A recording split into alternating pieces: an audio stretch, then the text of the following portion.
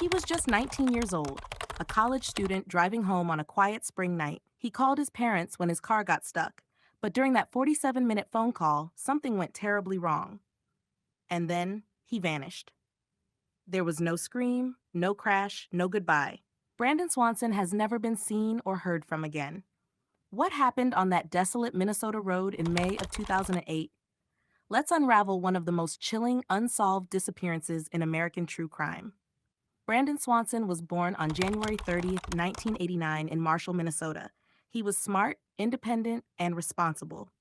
Friends say he was kind, a little stubborn, but never reckless. At the time of his disappearance, Brandon was finishing his first year at Minnesota West Community and Technical College, studying wind energy technology. He lived with his parents, Brian and Annette Swanson, and had a close relationship with both. They knew where he was, what he was doing. He checked in often. He wasn't the kind of kid to disappear without a word. That's what makes this case so terrifying. It was the night of May 13th, 2008. Brandon had just finished spring semester. He celebrated with friends in Canby, a small town in southwest Minnesota. Witnesses said he wasn't drunk. He had a couple drinks, but nothing excessive. Around midnight, he got in his car and left to drive the 30 miles back home to Marshall. But sometime after 1 a.m., his car veered off a gravel road and into a ditch. Uninjured but stuck, Brandon pulled out his phone and called his parents. He told them he was near Lind, a nearby town, and asked them to come get him. His dad drove out immediately. The two stayed on the phone during the drive, trying to coordinate their location.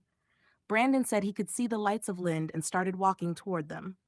For nearly 47 minutes, he and his father talked. Calmly, reassuringly. His dad flashed his headlights. Brandon said he couldn't see them. His dad honked. Brandon didn't hear it. Something was off. Brandon thought he was close to Lind, but he wasn't. He was nowhere near it. Then, at 2:30 a.m., after nearly an hour of walking and talking, Brandon suddenly interrupted the conversation. "Oh, he said, and the line went dead. His parents tried calling back, over and over. No answer. They waited, hoping he'd call again, but the silence stretched on and never ended. By 6:30 a.m., they reported him missing, but police didn't immediately take action. Brandon was legally an adult. Officers assumed he had just wandered off or gone home with someone else. It wasn't until later that day that a full search began. His car was found, but not near Lind. It was almost 25 miles away, outside the town of Taunton. He had completely misjudged where he was. Search teams used tracking dogs, helicopters, and hundreds of volunteers. Cadaver dogs followed Brandon's scent from the car down a gravel road, across fields, and to the edge of the Yellow Medicine River. Then nothing. No phone, no clothes, no body. Divers searched the river. Still nothing. There were no signs of foul play, no blood, no struggle. It was like Brandon had simply evaporated. So what happened to Brandon Swanson? The most common theory is that he fell into the river and drowned. But that explanation has problems. There was no sign of a fall, no splash heard on the call, and his body has never been found despite extensive searches. Some suggest he died of hypothermia while wandering through the dark, disoriented, and lost. But others think something more sinister happened. Could someone have picked him up, or worse? The abruptness of his final words, "Oh, sounded like a sudden threat. Did he encounter someone on that road? Did he fall into something? Did an animal attack him? No one knows. And after all these years, not a single trace has surfaced. Not one. Brandon's disappearance sparked changes in Minnesota law. In 2009, the state passed Brandon's Law, which requires law enforcement to begin investigating immediately when an adult is reported missing under suspicious circumstances. It was a law written in the shadow of Brandon's absence. To this day, his parents still search for answers, still hope for closure, still hold on to the sound of his voice on that one final call. What do you think happened to Brandon Swanson that night? Let us know in the comments below. What happens when a 21-year-old college student crashes her car and then vanishes into thin air, without her phone, without her wallet, and without a trace? Maura Murray disappeared on a cold February night in 2004, and 2 decades later, her case is still unsolved. No confirmed sightings, no physical evidence, no clear explanation. Some believe she was running from her life, others say she met foul play, and a few believe she never intended to be found. This is the haunting disappearance of Maura Murray. Tell us in the comments, what do you think happened? Maura Murray was a 21-year-old nursing student at the University of Massachusetts Amherst. Maura had been a standout student and cross-country runner. She came from a hard-working family in Hanson, Massachusetts, and had dreams of working in medicine. But beneath the perfect student image, things weren't so perfect. In the weeks leading up to her disappearance, Maura had been dealing with some serious stress and a few secrets. On February 5, 2004, Maura received a phone call while working her shift at the UMass campus security desk. After answering, she broke down in tears. Her supervisor described her as completely zoned out. What was said in that call remains unknown. 2 days later, she got into a car accident with her father's Toyota while visiting him in Massachusetts. The next day, she emailed professors claiming there had been a death in the family and she'd be gone for a week. But there was no death. Then she withdrew $280 from her bank account and vanished. On Monday, February 9th, Maura packed her dorm room neatly, took out most of her belongings, and left Amherst in her 1996 black Saturn. She bought alcohol from a liquor store around 3:30 p.m., then drove north toward the White Mountains of New Hampshire, a place she loved as a child. At 7:27 p.m., in the small town of Haverhill, New Hampshire, Maura crashed her car on Route 112. A local resident, Butch Atwood, pulled up in his school bus and asked if she needed help. Maura said no, claiming she'd already called AAA, but there was no cell reception in that area. By the time police arrived just minutes later, Maura was gone. What police found at the scene was puzzling. Her car was locked, the windshield cracked, a box of wine spilled across the back seat. Her belongings were mostly there: wallet, phone, keys, gone. No footprints in the snow. No signs of a struggle. The responding officer assumed she'd wandered off drunk and would return by morning, but Maura never did. A tracking dog followed her scent about 100 yards down the road before it vanished, as if she had gotten into another vehicle. The next morning, when Maura's family realized she was missing, they rushed to New Hampshire. Her father, Fred, was furious, saying police treated her like a runaway. But Maura had no history of running away, no suicide notes, no clear reason to vanish. Massive search efforts followed: volunteers, helicopters, K-9 units, but nothing was found. The trail had gone cold almost instantly. It was like she had disappeared into thin air. Over the years, investigators and internet sleuths uncovered details that raised more questions than answers. Maura had been caught using stolen credit cards. She'd had relationship problems with her boyfriend. Some believe she was planning to start over, disappear voluntarily. Then there was the rag stuffed into the tailpipe of her car, a strange clue that no one has ever explained. Did she sabotage her car herself? Or was someone trying to hurt her? Let's break down the four most popular theories in Maura's case. 1. Voluntary disappearance. She staged everything, wanting to leave behind her academic and personal troubles and start fresh. But where would she go? And why hasn't she contacted anyone in 20 years? 2. Suicide. Some think Maura planned to take her life in the wilderness. But no body or personal items have ever been recovered, not even during large-scale searches. 3. Abduction or foul play. Many believe Maura accepted a ride from a stranger, or worse, was abducted while trying to flee the scene. The remote, forested location leaves plenty of room for something sinister. 4. Accident and cover-up. There's a fringe theory that someone in the local community knows what happened and covered it up.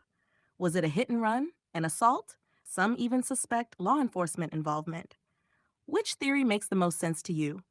Let us know in the comments. In the years following Maura's disappearance, there have been countless false sightings, fake online profiles claiming to be Maura, anonymous tips that led nowhere, a house with a suspicious concrete basement floor that turned up nothing. Her case became the first to gain massive traction on true crime forums like Reddit and web sleuths, sparking what many call the internet's first mystery. But despite documentaries, podcasts, and national coverage, there are still no answers. Maura's case changed how missing persons investigations are handled and showed the power and chaos of online sleuthing. Her family still holds out hope, and every year, people gather in Haverhill to remember her and to keep her name alive. Visual candlelight vigil, posters, Fred and Anne. If Maura is alive, she would be 42 years old. If she's not, then someone out there knows the truth. Do you believe Maura ran away, or was she taken? Drop your theory in the comments. And subscribe for more real stories that demand answers. What would make a healthy 28-year-old man sprint out of an airport, terrified for his life, only to vanish forever into the unknown? On July 8, 2014, Lars Mittank ran out of Bulgaria's Varna airport without his luggage, without his passport, and without a single trace left behind. And the chilling part? His last known words were, "I don't want to die here." This isn't just a missing person story. It's one of the most baffling unsolved disappearances in modern Europe. Stick with us until the end and decide for yourself. Did Lars fall victim to something sinister? Or was the real danger inside his own mind? Let us know in the comments what you think happened to Lars Mittank. Lars Joachim Mittank was an ordinary guy, a quiet, easygoing German from Itzehoe, Schleswig-Holstein. He was 28, had a girlfriend, a steady job as a power plant technician, and no known history of mental illness or criminal activity. In late June 2014, Lars took a summer vacation with friends to the Golden Sands Beach Resort near Varna, Bulgaria, a popular and affordable getaway for German tourists. Visual photos of Lars smiling with friends, sun, beach. But this cheerful getaway would soon twist into a mystery so haunting, it's captivated internet detectives and real-life investigators for nearly a decade. A few days into the trip, Lars complained of a severe earache and stomach cramps after eating at a cheap local fast food joint. He visited a Bulgarian doctor who diagnosed him with an ear infection, possibly barotrauma from swimming or flying. The doctor prescribed him an antibiotic called cefuroxime 500 and advised against flying until the infection healed. Visual, doctor's office cefuroxime bottle. His friends were due to fly home on July 7th, but Lars decided to stay behind a few more days to recover. He booked a room at a budget hotel near the airport. But here's where things start getting weird. According to hotel staff, Lars's behavior turned erratic. He seemed paranoid. He told them people were following him. He barely slept. He even left the hotel at one point, hiding in nearby bushes for hours before returning in a panic. Dramatic reenactment of Lars peering through blinds, whispering on phone. On the morning of July 8th, he arrived at Varna Airport, ready to fly back to Germany. But before boarding, Lars called his mother. Whispering frantically, he said, "Mom, please cancel my credit card. There's something wrong. I don't feel safe." She later described his voice as full of fear. Moments later, Lars was seen walking calmly through the airport with his small backpack. But just minutes after that, he bolts. He runs down the terminal hallway, sprints past security staff, dashes into the parking lot, then disappears into a dense wooded area on foot. And just like that, he was gone. In the days before his disappearance, Lars made a number of strange phone calls. In one, he told a friend, "There are 4 men following me. They want to kill me." Yet no witnesses reported seeing any suspicious individuals. He also called his mother multiple times, insisting he was being watched. Visual, reenacted phone call, muffled whispers, Lars pacing hotel room. Was it paranoia, or was someone truly after him?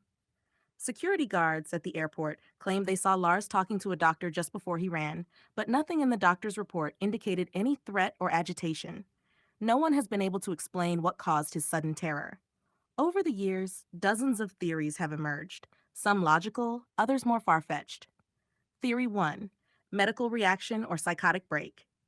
Some believe Lars had a rare side effect to the cefuroxime antibiotic, possibly causing paranoia or hallucinations. Others speculate it triggered a sudden psychotic episode, potentially due to previously undiagnosed mental illness. Theory 2, foul play. Could Lars have gotten into trouble with someone at the resort? He reportedly argued with other German tourists shortly before splitting from his friends. Could they have followed him, or was he involved in something more dangerous? Theory 3, human trafficking. Some suggest he may have been targeted by organized criminals and his paranoia was real. Bulgaria is a known route for trafficking networks. Was Lars a victim? Theory 4, Internet conspiracies. From secret government experiments to alien abduction, Reddit threads have taken his case into wild territory. But none of these fringe ideas have ever had supporting evidence. What do you think happened to Lars Mittank? Drop your theory in the comments below. And don't worry, we read them all. For weeks, search parties combed the area around the airport, on foot, with dogs, even using drones. But they found nothing. No clothes, no phone, no wallet, not even a trace of where Lars went next. His family launched a massive online campaign. Posters, reward money, interviews on national TV. They even hired private investigators. But despite global media attention, not a single verified sighting ever emerged. In 2023, German authorities quietly reopened the investigation. New witness interviews hinted Lars may have hitchhiked away from the airport area. Some claim to have seen a man matching his description in rural Eastern Europe, but none of these leads were ever confirmed. Lars remains one of the most famous missing person cases of the 21st century, and today his face is still listed on Interpol's yellow notices. How does someone disappear into thin air, in broad daylight, with surveillance footage capturing their final moments? Was Lars Mittank truly running from danger? Or was the danger something only he could see?